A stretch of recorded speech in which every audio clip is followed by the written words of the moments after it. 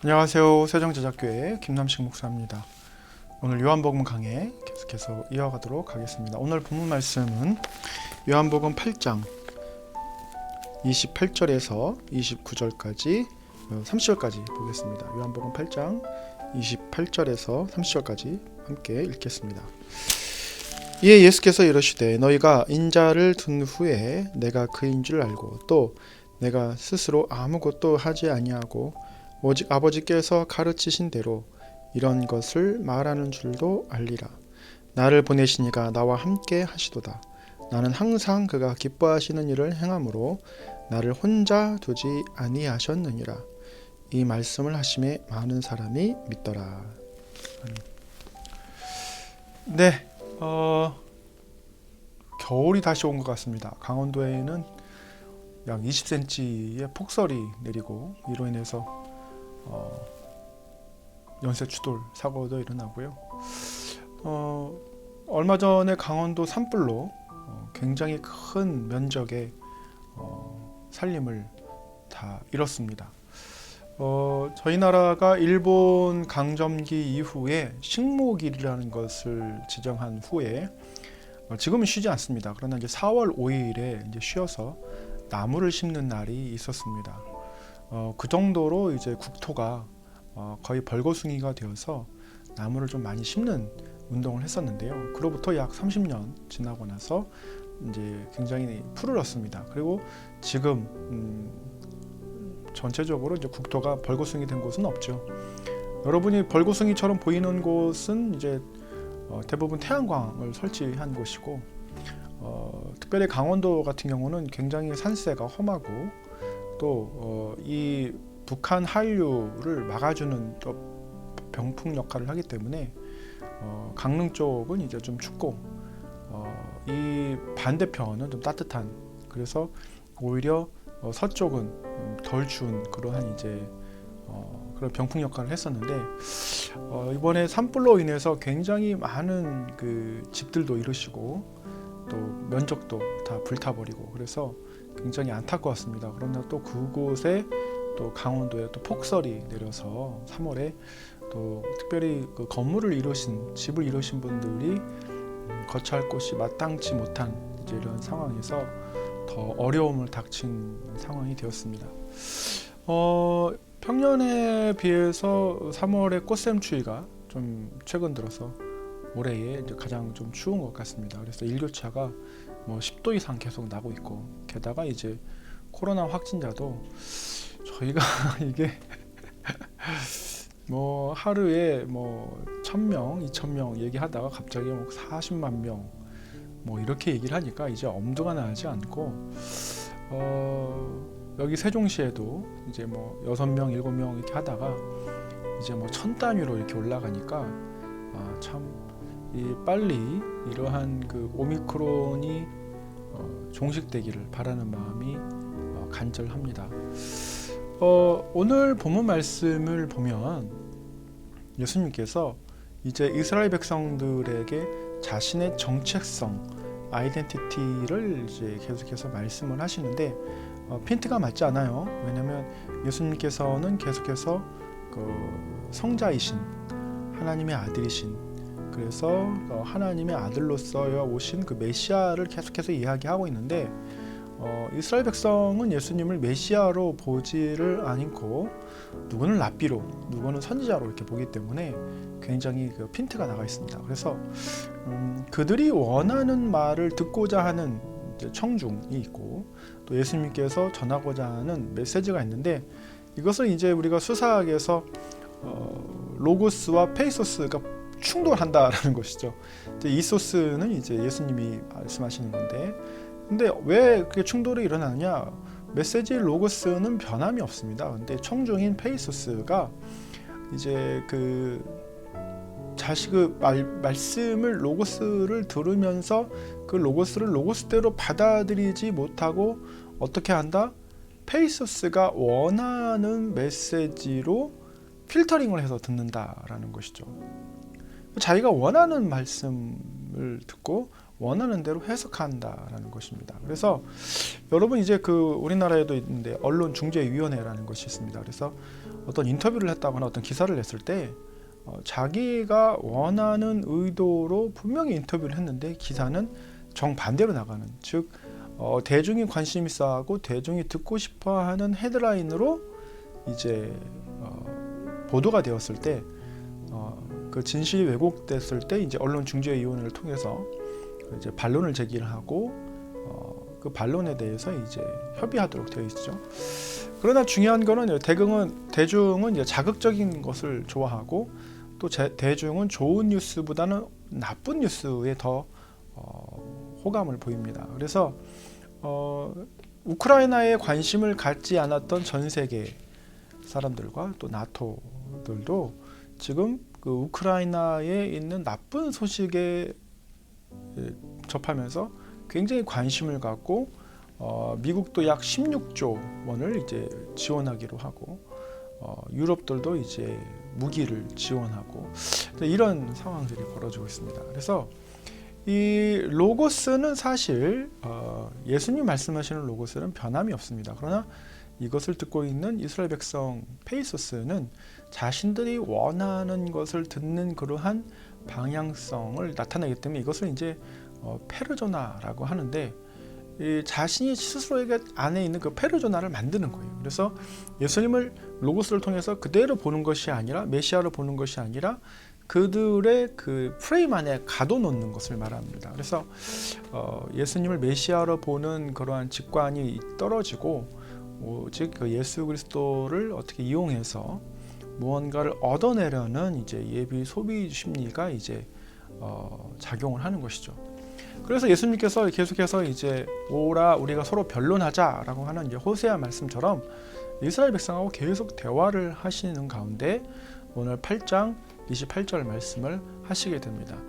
그래서 8장 28절 말씀을 하시는데 이 말씀을 하실 때 굉장히 이제 직접적으로 내가 십자가에 달릴 거고 부활할 거고 승천할 거다 이렇게 이제 간단하게 이야기하시면 되는데, 굉장히 이제 문학적인 표현, 회화적인 표현들이 섞여 있다라는 것이죠. 이것이 이제 우리가 보는 한국어와 또 이제 이것을 기록한 헬라어, 그리고 당시에 쓰였던 히브리어, 아람어 뭐 이런 것들의 차이가 있어서 이제 정확한 의중을 전달하는 것에는 시대의 이제 배경도 있고 언어의 이제 그 쓰임새도 있어서 약간의 차이가 있을 수 있지만 확실한 것은 이제 직접적으로 표현하지는 않으셨다라는 것이죠. 그래서 뭐라고 말씀하시냐면 너희가 인자를 든 후에 내가 그인 줄 알고 말을 합니다. 든다라는 표현을 이제 한글에서는 번역을 할 때 썼는데요. 이거는 이제 우리가 보면 알 수 있는 듯이 이제 십자가에 달리는 것을 이야기를 합니다. 근데 들림을 당하는 것이 아니고 너희가 든다라고 했을 때는 이제 주체가 이스라엘 백성이고 이 이스라엘 백성이 예수 그리스도를 십자가에 이제 처형하는 것을 말합니다. 그래서 실제로 이제 빌라도에게 찾아가서 이스라엘 백성들이 예수를 십자가에 못 박아라라고 대중들이 이제 외치는 것을 봅니다.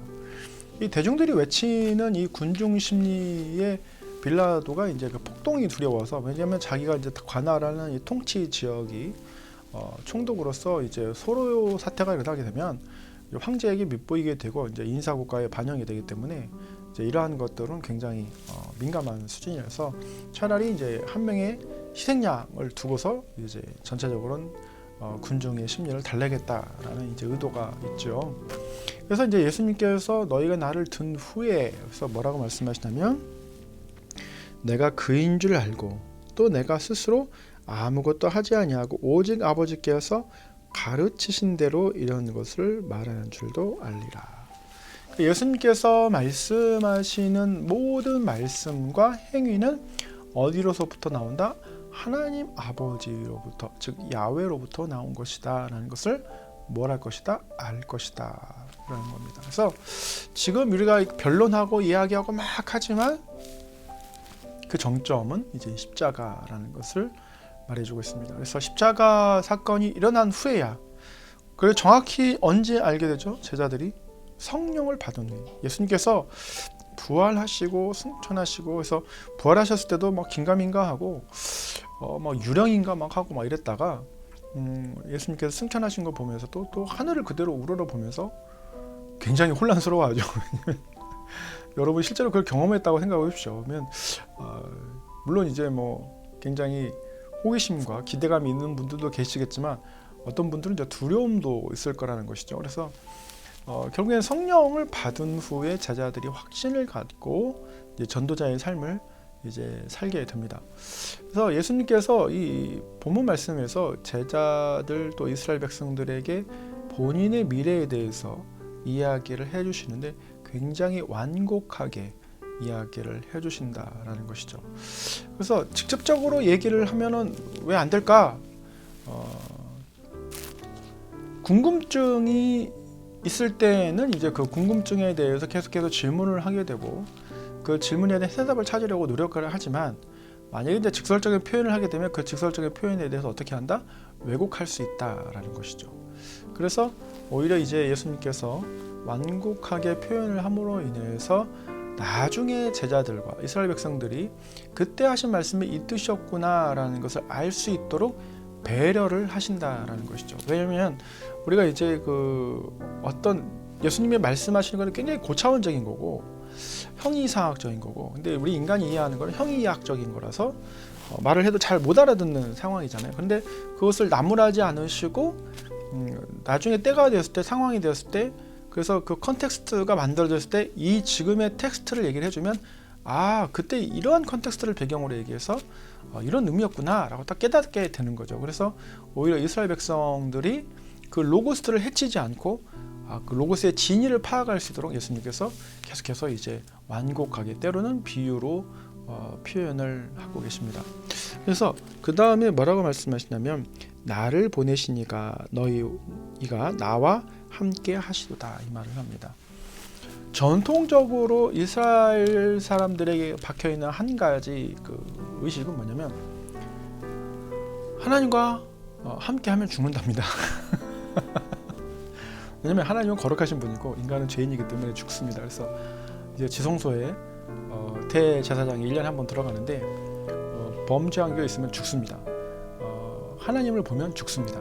그래서 모세에게도 여호와 하나님께서 내가 나를 보면 죽으니까 눈을 감아라 이렇게 합니다. 얼굴을 가리고 이렇게 지나가시고 이렇게 합니다. 근데 지금 예수님께서는 나와 함께 하시도다 이 말을 하시는 것 자체가 굉장히 신성모독이죠. 왜냐하면 당신이 누구건데 야훼 하나님과 함께 있는데도 불구하고 죽지 않고 그렇게 살아있느냐 이런 말을 할 수 있거든요. 그런데 예수님께서 이거 선언하시는 거예요. 하나님이 나와 함께 하시도다. 이거 선언하시는 것은 그러면 뭡니까? 지금 범죄한 인간의 그 범주 안에는 들어가지 않는다라는 것을 이야기를 해주고 계시는 거예요. 그러니까 이거를 이스라엘 백성들이 알아듣고 대제사장이나 바리새인이나 서기관들이 딱 바로 알아듣고 좀 더 근본적인 질문 누구십니까?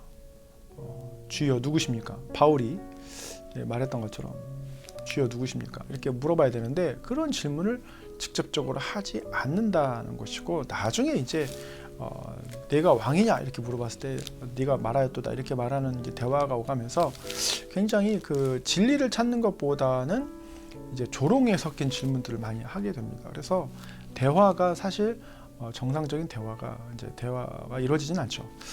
그래서 이제 29절에 하나님이 나와 항상 함께 하신다. 항상 함께 하신다. 이것은 마치 이스라엘 백성들한테 어떤 이미지가 떠올라야 되냐면 전쟁에 나갔을 때 하나님의 언약궤가 있으면 항상 어떻게 합니까? 승리하는 거예요.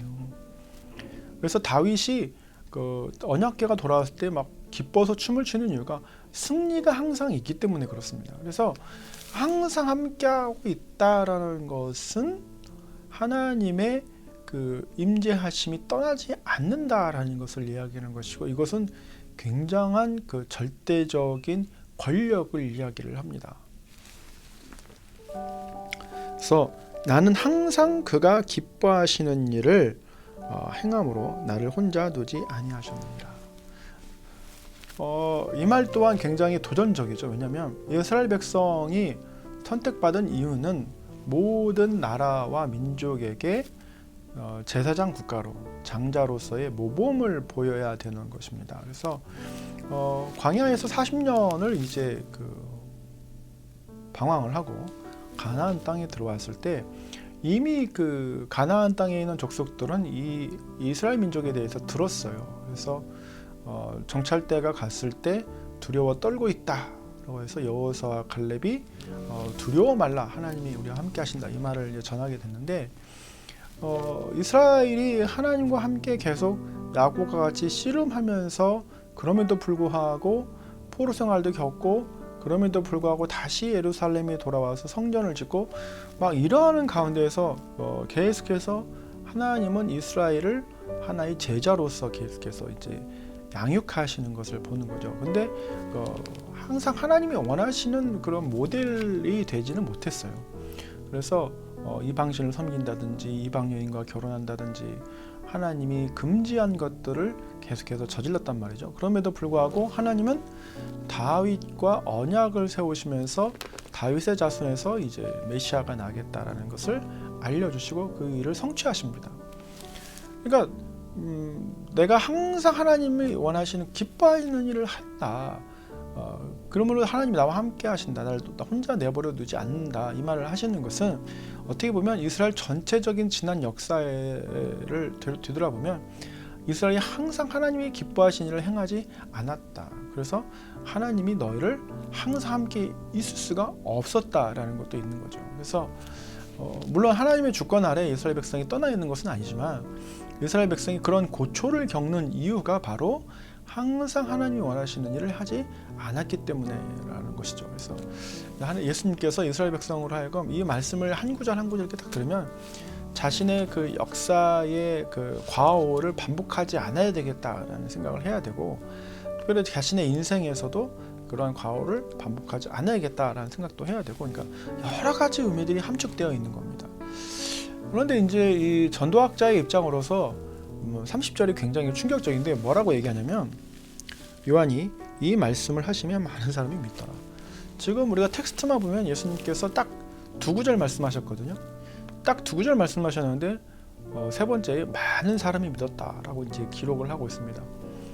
이것은 사실 오늘날 아무리 설교를 잘하는 분이더라도 딱 두 구절 얘기하고 많은 사람을 믿게 하기는 굉장히 어렵습니다. 굉장히 어렵습니다.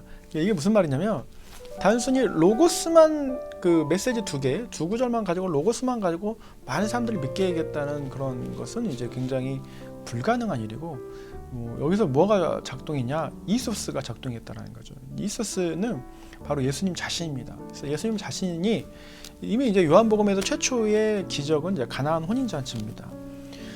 가나안 혼인잔치에서 물과 포도주의 기적인데, 물을 이제 포도주로 바뀌었다라는 이제 그런 기적의 소문이 퍼져가고, 예수님에 대한 말씀의 가르침들이 퍼져가고, 예수님이 행하신 기적들에 대해서 퍼져가고, 그러면서 예수님께서 지금 십자가 사건과 그리고 항상 함께 있다라는 것은 결국에는 그 십자가 사건 이후에도 어떻게 하신다?